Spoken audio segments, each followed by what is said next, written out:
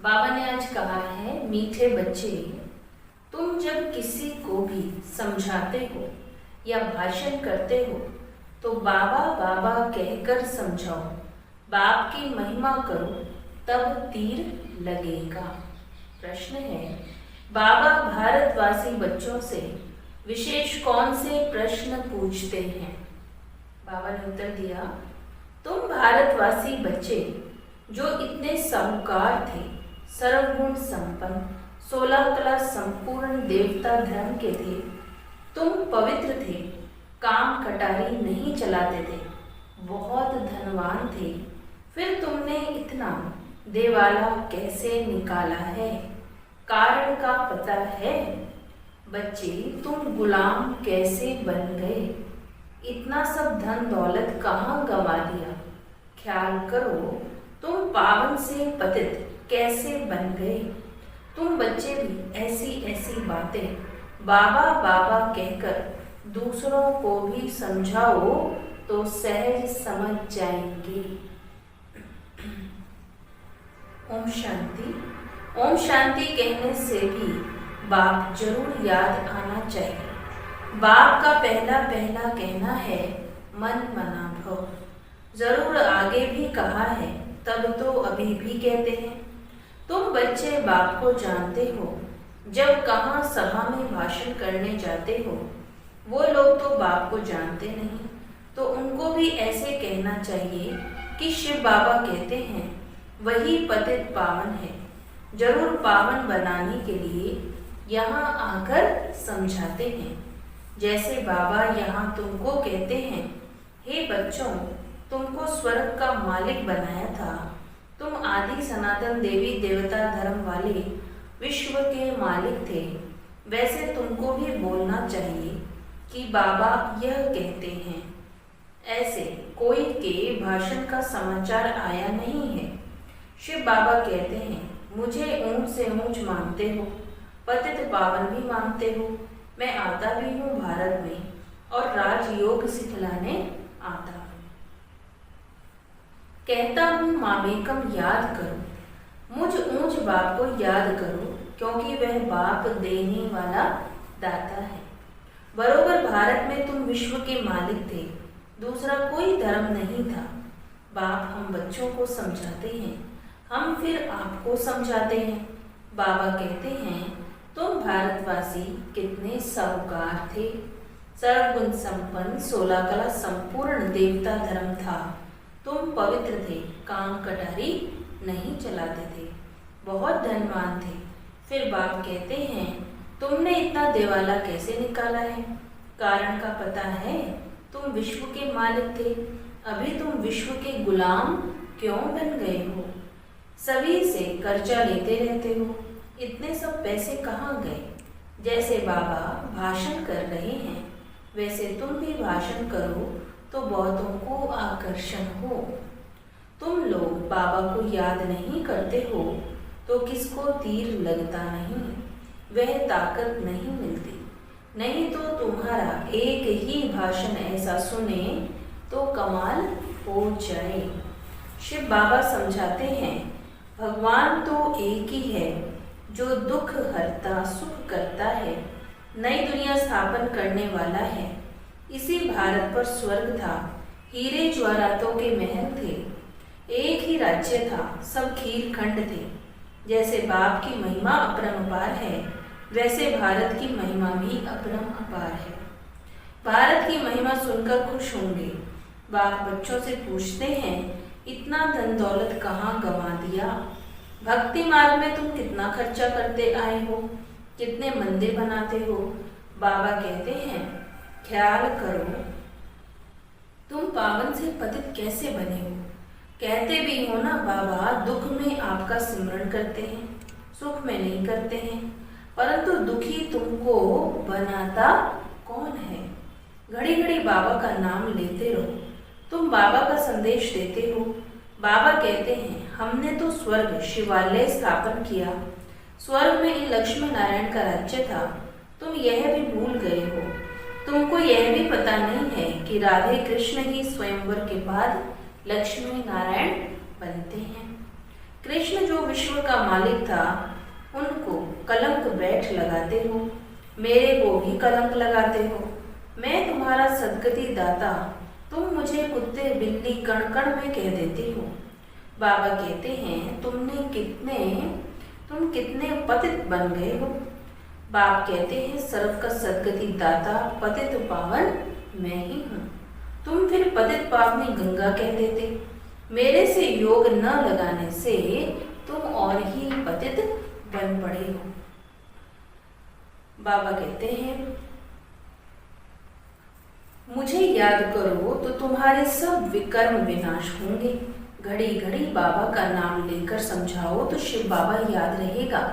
बोलो हम बाप की महिमा करते हैं। बाप खुद कहते हैं मैं कैसे साधारण पतित तन में बहुत जन्मों के अंत में आता हूँ। इनके ही बहुत जन्म है, यह अब मेरा बना है तो इस रथ द्वारा तुमको समझाता हूँ। यह अपने जन्मों को नहीं जानते हैं।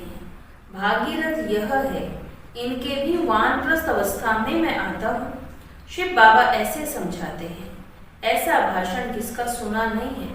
बाबा का तो नाम ही नहीं लेते हैं। सारा दिन बाबा को तो बिल्कुल याद ही नहीं करते हैं। झरमुई झरमुई में लगे रहते हैं और लिखते हैं कि हमने ऐसा भाषण किया, हमने यह समझाया। बाबा समझते हैं अभी तो तुम चींटियां हो, मकोड़े भी नहीं बने हो और अहंकार कितना रहता है। समझते नहीं हैं कि शिव बाबा ब्रह्मा द्वारा कहते हैं। शिव बाबा को तुम भूल जाते हो, ब्रह्मा पर झट बिगड़ते हैं। बाप कहते हैं तुम मुझे याद करो, तुम्हारा काम है मेरे से मुझे याद करते रहो। परंतु तुमको भी पता नहीं है कि बाप क्या चीज है, कब आते हैं।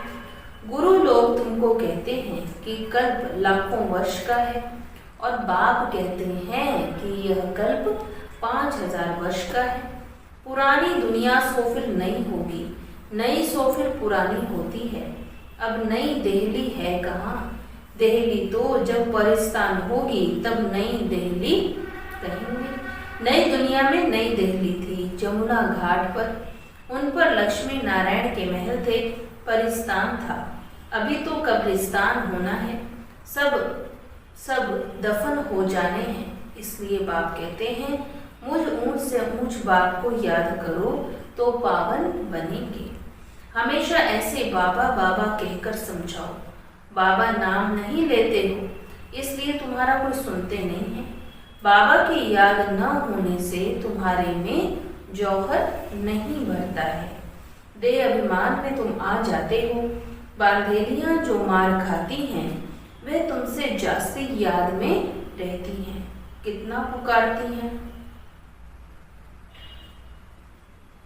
बाप कहते हैं तुम सब द्रौपदियां हो, अब तुमको नग्न होने से बचाते हैं। माताएं भी ऐसी कोई होती हैं जिनको कल पहले भी पूतना आदि यह नाम दिए थे, तुम भूल गए हो। बाप कहते हैं भारत जब शिवालय था तो उसे स्वर्ग कहा जाता था। यहाँ फिर जिनके पास मकान विमान आदि हैं वे समझते हैं हम स्वर्ग में हैं। कितने मूढ़मती हैं, हर बात में बोलो बाबा कहते हैं। यह हठ योगी तुमको मुक्ति थोड़े ही दे सकते हैं। जबकि सर्व का सद्गति दाता एक है, फिर गुरु किस लिए करते हैं? क्या तुमको सन्यासी बनना है या हठ योग सीखकर ब्रह्म में लीन होना है? लीन तो कोई भी हो नहीं सकता, पाठ सबको बजाना है। सब एक्टर्स अविनाशी हैं, यह अनादि अविनाशी ड्रामा है। मोक्ष किसी को भी मिल कैसे सकता है? बाप कहते हैं मैं इन साधुओं का भी उद्धार करता हूँ। फिर पतित पावनी गंगा कैसे हो सकती है? पतित पावन तुम मुझे कहते हो, तुम्हारा मेरे से योग टूटने से यह हाल हुआ है। अब फिर मेरे से योग लगाओ तो विकर्म विनाश होंगे। मुक्ति धाम में पवित्र आत्माएं रहेंगी। अभी तो सारी दुनिया पतित है, पावन दुनिया का तुमको मालूम ही नहीं है। तुम सब पुजारी हो, पूज्य एक भी नहीं। तुम बाबा का नाम लेकर सबको सुजाग कर सकते हो। बाप जो विश्व का मालिक बनाते हैं, उनकी तुम ग्लानि बैठ करते हो। श्री कृष्ण छोटा बच्चा सर्वगुण संपन्न, वह ऐसा धंधा कैसे बैठ करेगा? और कृष्ण सबका फादर हो कैसे सकता? भगवान तो एक होता है ना। जब तक मेरी श्रीमत पर नहीं चलेंगे तो कट कैसे उतरेगी? तुम सब की पूजा करते रहते हो तो क्या हालत हो गई, इसलिए फिर मुझे आना पड़ता है। तुम कितने धर्म कर्म भ्रष्ट हो गए, बताओ। हिंदू धर्म किसने और कब स्थापन किया? ऐसे अच्छी ललकार से भाषण करो। तुमको घड़ी घड़ी पाप याद ही नहीं आता है। कभी कभी कोई लिखते हैं कि हमारे में तो जैसे बाबा ने आकर भाषण किया। बाबा बहुत मदद करते रहते हैं। तुम याद की यात्रा में नहीं रहते हो, इसलिए चींटी मार्ग की सर्विस करते हो। बाबा का नाम लेंगे तब ही किसको तीर लगेगा। बाबा समझाते हैं, बच्चे तुमने ही ऑलराउंड 84 का चक्र लगाया है, तो तुमको ही मैं आकर के मुझे समझाना पड़ता है। मैं भारत में ही आता हूँ। जो पूज्य थे वही फिर पुजारी बनते हैं। मैं तो पूज्य पुजारी नहीं बनता हूँ। बाबा कहते हैं यह तो धुन लगा देनी चाहिए। तुम जब ऐसे ऐसे भाषण करो, जब ऐसा हम सुने, तब समझें कि अब तुम चींटी से मकोड़े बने हो। बाप कहते हैं, मैं तुमको पढ़ाता हूँ, तुम सिर्फ मामेकम याद करो। इस रथ द्वारा तुमको सिर्फ कहता हूँ कि मुझे याद करो, रथ को थोड़ी ही याद करना है। बाबा ऐसे कहते हैं, बाबा ये समझाते हैं, ऐसे ऐसे तुम बोलो, फिर देखो तुम्हारा कितना प्रभाव निकल सकता है। बाप कहते हैं, देह सहित सभी संबंधों से बुद्धि का योग तोड़ो। अपनी देह भी छोड़ी तो बाकी रही आत्मा। अपने को आत्मा समझ मुझ बाप को याद करो। कई कहते हैं अहम ब्रह्मास्मि, माया के हम मालिक हैं।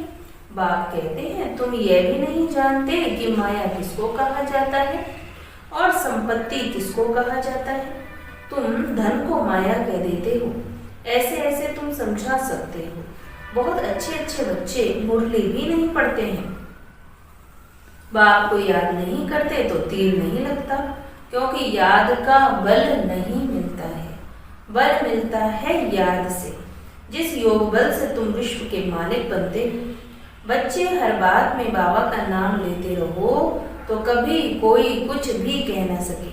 सर्व का भगवान बाप तो है एक, या सभी ही भगवान हैं। कहते हैं हम फलाने सन्यासी के फॉलोअर हैं। अब वे सन्यासी और तुम गृहस्थी, तो तुम फॉलोअर कैसे ठहरे? गाते भी हैं झूठी माया झूठी काया, झूठा सब संसार, सच्चा तो एक ही बाप है। वह जब तक न आए तो हम सच्चे नहीं बन सकते। मुक्ति जीवन मुक्ति दाता एक ही है। बाकी कोई भी मुक्ति थोड़ी ही देते हैं जो हम उनके बने। बाबा कहते हैं, यह भी ड्रामा में था, अब सावधान हो, आंखें खोलो। बाबा ऐसे कहते हैं, यह कहने से तुम छूट जाएंगे।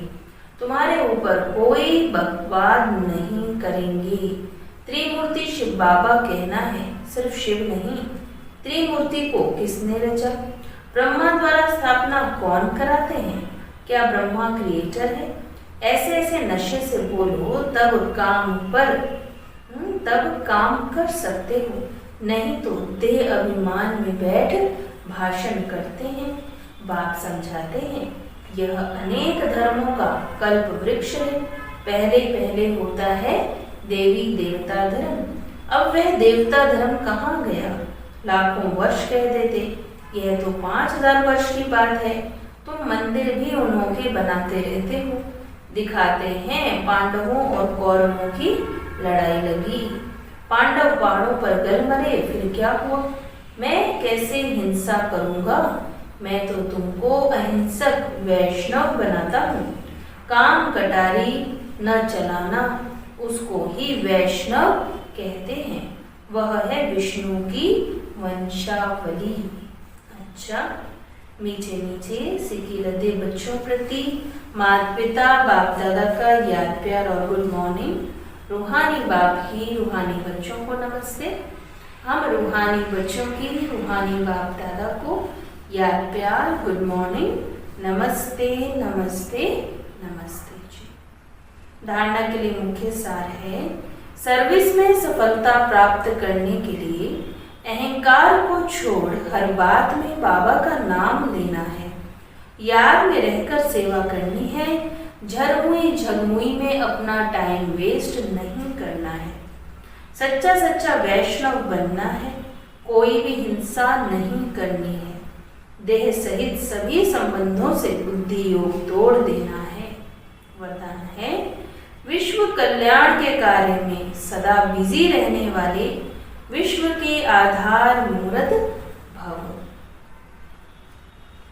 विश्व कल्याणकारी बच्चे स्वप्न में भी फ्री नहीं रह सकते।